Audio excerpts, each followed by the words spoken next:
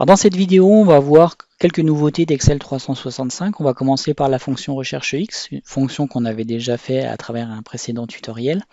Donc ici, vous avez l'énumération de la fonction recherche X à travers ses différentes caractéristiques, donc une recherche à gauche, l'utilisation de la fonction à travers la formule propagée, à travers un barème croissant, notamment sur tout ce qui est applicable à des taux de remise, et on a le barème décroissant pour tout ce qui est applicable à des taux de remise au niveau d'un taux de service par exemple. Donc vous avez quatre grosses déclinaisons par rapport à la fonction recherche X, avec une comparaison ici en jaune recherche V et en bleu recherche par index et équive.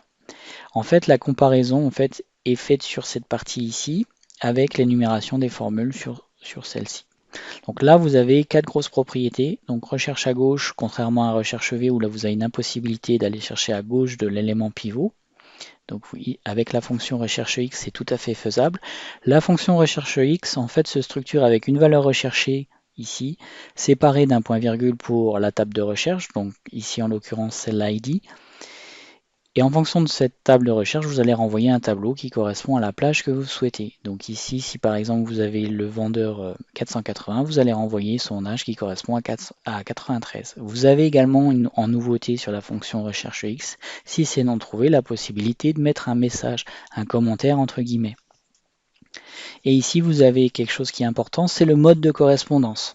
Donc le mode de correspondance, c'est la valeur soit exacte, soit -1 lorsque vous utilisez le paramètre pour des éléments inférieurs, 1 pour des paramètres supérieurs ou 2 pour des caractéristiques qui sont dits génériques. Et vous avez également ce qu'on a au niveau du mode de recherche, donc le mode de recherche du premier au dernier ou du dernier au premier, où on fait une recherche soit par tri croissant ou par tri décroissant. C'est ce qu'on utilise plus particulièrement lorsque l'on va utiliser ici la fonction avec le -1 pour tout ce qui est élément inférieur, comme on a ici, et ici pour tout ce qui est élément supérieur, donc barème décroissant, on va utiliser la mode de correspondance avec ce qui correspond à un élément supérieur. Donc tout ce qui, quand on veut appliquer un taux de remise, on va utiliser ici des éléments dans l'ordre croissant, et quand on veut appliquer un taux de service, on va aller dans un ordre décroissant par rapport à ceci. Donc c'est ici qu'on va voir ces résultats avec la même chose au niveau de la comparaison avec les taux de remise avec la formule index équive en bleu et recherche V en jaune. Et on a la recherche avec des caractéristiques dites génériques. Donc ici, vous avez la possibilité d'aller chercher dans une plage un code, et si celui-ci n'apparaît pas, vous avez la possibilité de mettre un message type d'erreur en envoyant un type de valeur exact. Ensuite, vous avez également une autre chose qui est possible et qui est assez puissante, c'est lorsque par exemple vous avez des offres tarifaires et que vous renouvelez tous les ans soit vos barèmes, soit vos prix, vous pouvez mettre les uns à la suite des autres vos montants et vos taux de remise et avoir en mode de recherche ici du dernier au premier ou du premier au dernier, ce qui va vous permettre d'aller chercher la toute dernière liste mise à jour dans votre liste de prix, par exemple catalogue fournisseur ou pièces ou identifiant par rapport à un montant ou par rapport à une remise. Donc ici, c'est très important et très utile cette fonction au niveau de système de recherche.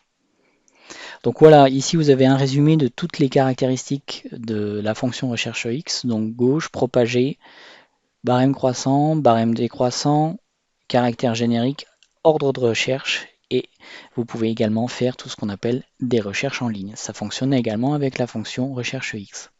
Donc ça, c'est une des premières caractéristiques des nouveautés d'Excel, cette fonction très puissante qui est recherche X et qui surpasse de loin la fonction recherche V. Ensuite, on peut voir d'autres fonctions. On va en faire une autre sur une feuille 2, par exemple. Admettons qu'on ait une liste de données avec un exemple avec des références. Donc on va prendre des références. Par exemple, on va prendre des régions. On va prendre commercial. Qu'est-ce qu'on pourrait prendre d'autre? Les produits. Donc on va prendre des produits. Si on prend des produits, on va prendre des unités. Et si on a des unités, on va prendre par exemple un prix. Donc là, on va voir nos caractéristiques de nos différents éléments. Donc on va avoir par exemple une référence 2020 et puis un article par exemple 001 comme ceci. On va l'incrémenter. On va avoir région Est, Nord, Sud et Ouest par exemple. Nord, Sud, Est, Ouest. Comme ceci. Après au niveau du commercial, on va prendre un commercial. On va l'incrémenter, ce qui nous fait 8 commerciaux. On va prendre des commerciaux qui vont être en doublon sur certaines zones. Donc commercial 1, le commercial par exemple 3.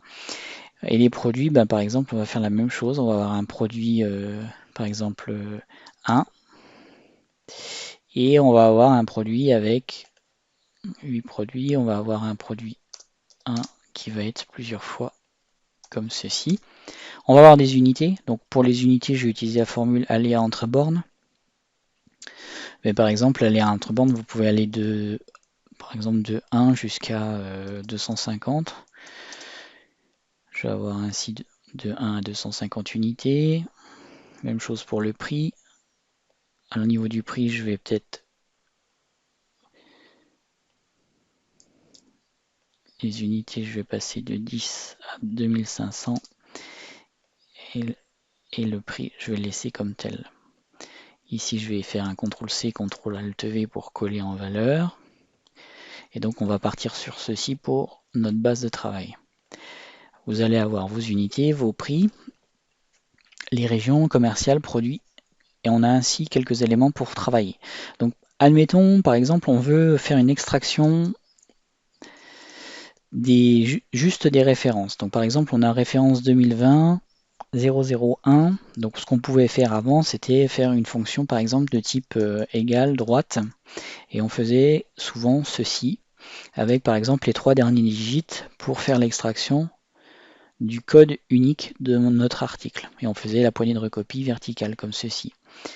Là, ce qu'on peut faire maintenant avec les nouveaux outils d'Excel 365, on a la fonction flash fill. Donc en fait, pour faire le flash fill, il suffit de mettre la valeur là, par exemple la deuxième valeur, et ici utiliser le flash fill qui se trouve dans données ici.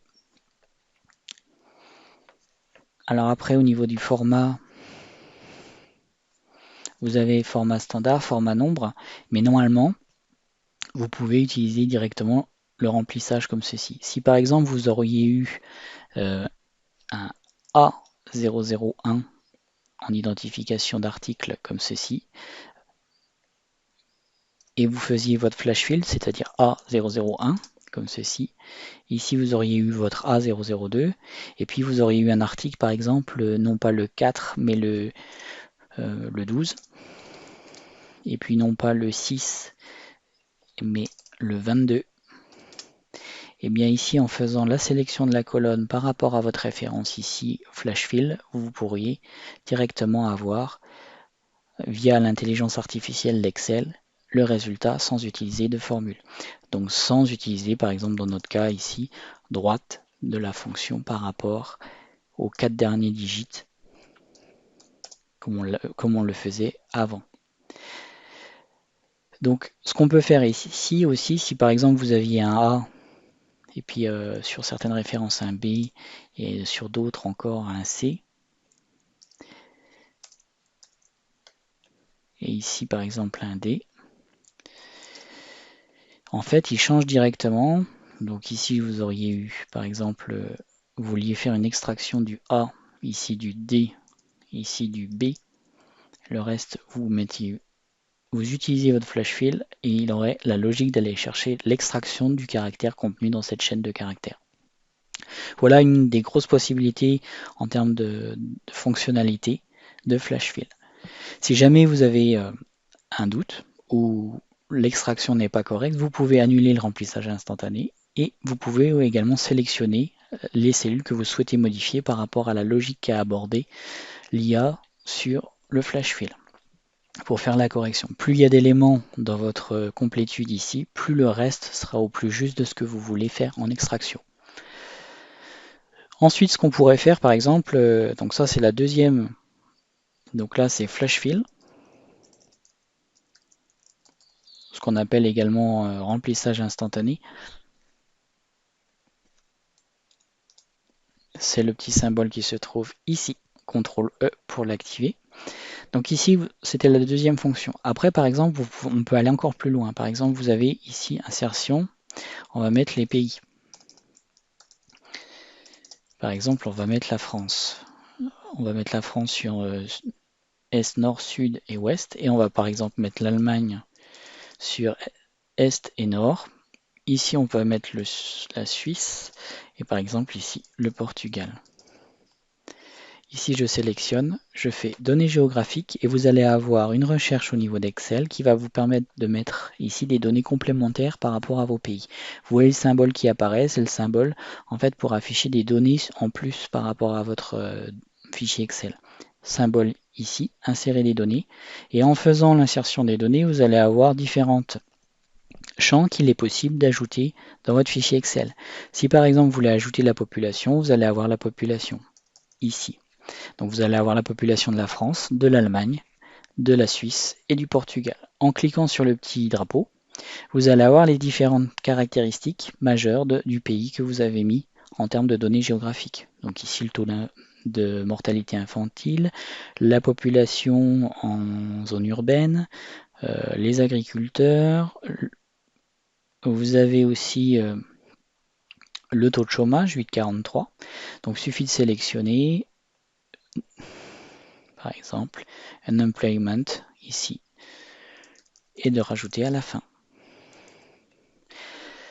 Voilà les différentes caractéristiques par rapport à un pays. Si jamais vous avez des données qui ne sont pas justes, il est possible de le signaler au niveau du moteur de recherche de Microsoft. Donc voilà comment obtenir des données géographiques. Si par exemple vous aviez un prix comme ceci et vous vouliez faire une conversion en euros et par exemple en francs suisses, puisqu'on avait la Suisse en bas là, ici.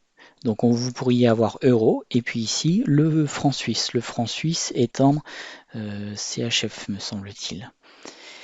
Ici en fait vous vous mettez sous cette forme-là et vous pouvez avoir également les données boursières. Donc ici ce sont des données boursières, vous avez le petit disclaimer qui apparaît pour vous donner des informations supplémentaires. Le disclaimer est ici, vous avez la petite maison de la bourse et vous pouvez ajouter différentes informations.